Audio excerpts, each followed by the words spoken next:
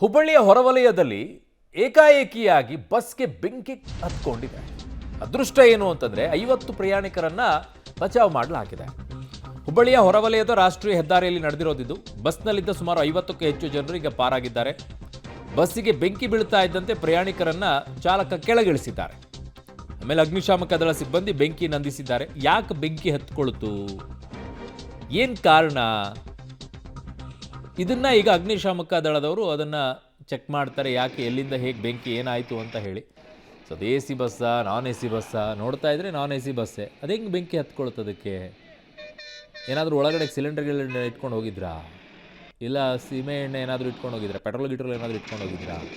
Cylinder ಇಟ್ಕೊಂಡು ಹೋಗಿದ್ರೆ ಎಷ್ಟೊತ್ತಿಗೆ ಡಮಾರ್ ಅನ್ಬೇಕಾಗಿತ್ತು. ಅದು ಸಿಲಿಂಡ್ರ್ ಇರಲಿಕ್ಕಿಲ್ಲ. ಪೆಟ್ರೋಲು ಇಲ್ಲ ಸೀಮೆ ಎಣ್ಣೆ ಯಾರಾದರೂ ಇಟ್ಕೊಂಡು ಹೋಗ್ಬೇಕು. ಸೀಮೆ ಎಣ್ಣೆನೂ ಅಪರೂಪ, ಬಟ್ ಆ ಹಳ್ಳಿಗಳಲ್ಲೆಲ್ಲ ಇನ್ನೂ ಸಿಗುತ್ತೆ.